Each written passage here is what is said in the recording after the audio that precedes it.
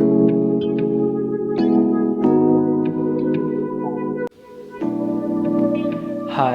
selamat datang di channel saya.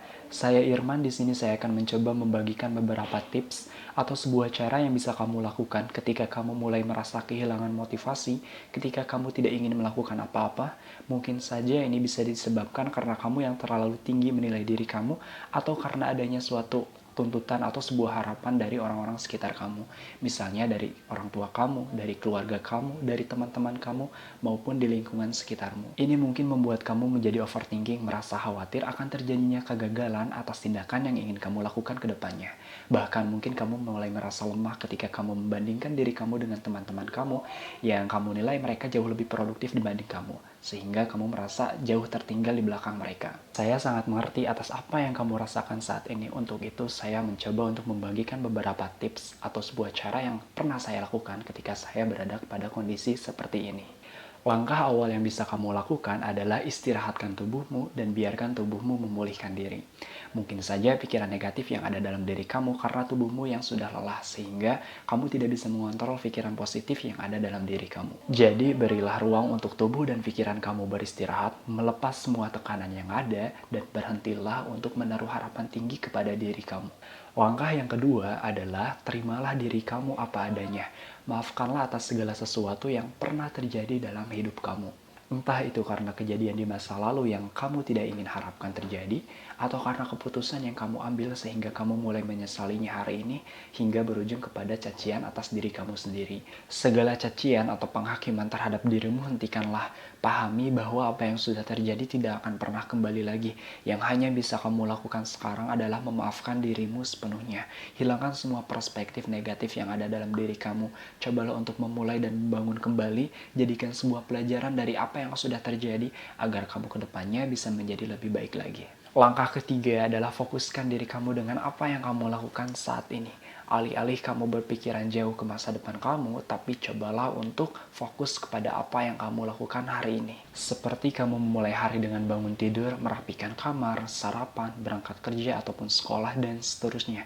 Intinya alihkan fokusmu pada hal-hal kecil yang kamu lakukan dan maksimalkan itu. Karena ini akan mengurangi kecemasan kamu terkait masa depan kamu nanti. Meskipun memang kamu harus memiliki sebuah tujuan, goal, ataupun target yang ingin kamu capai di masa depan, namun poin ini lebih menghususkan kepada proses yang sedang kamu lakukan, agar hasil yang ada maksimal, sehingga dengan sendirinya itu akan menuntunmu kepada tujuan yang ingin kamu capai nantinya. Poin keempat, berhentilah membandingkan dirimu dengan orang lain.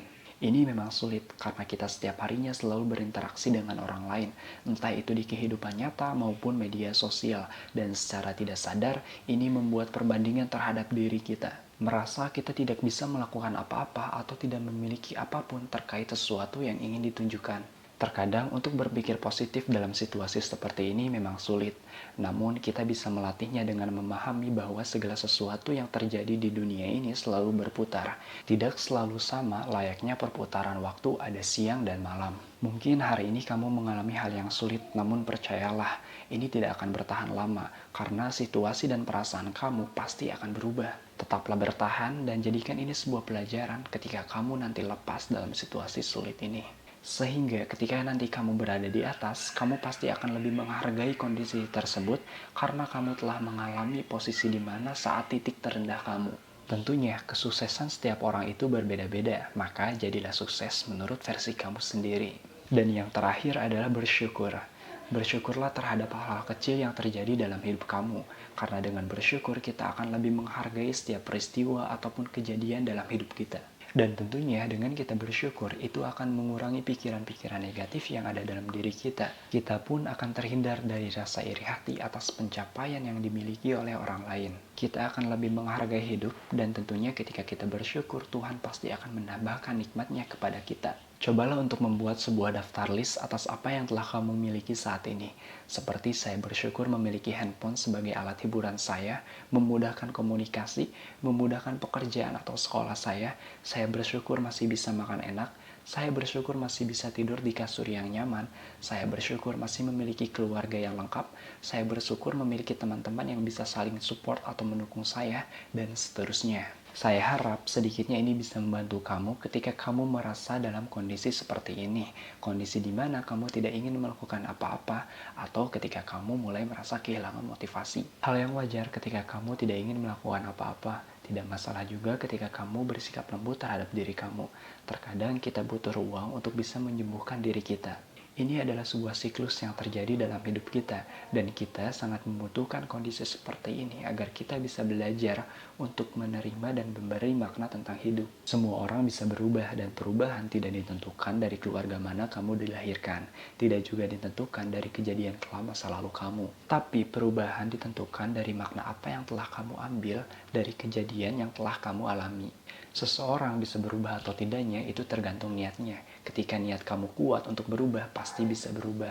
Yakinlah pada diri kamu dan janganlah sampai berputus asa. Sesungguhnya Tuhan tidak menyukai orang-orang yang berputus asa. Jadi itulah tadi beberapa langkah ataupun cara yang telah saya lakukan ketika saya dalam kondisi tidak ingin melakukan apa-apa dan kondisi ketika saya merasa kehilangan motivasi. Terima kasih yang telah menonton, like, dan komen jika ada masukan ataupun tambahan terkait materi yang saya sampaikan. Share jika video ini dirasa bisa bermanfaat untuk orang sekitarmu. Saya Irman, izin untuk undur diri. Sampai jumpa di video selanjutnya.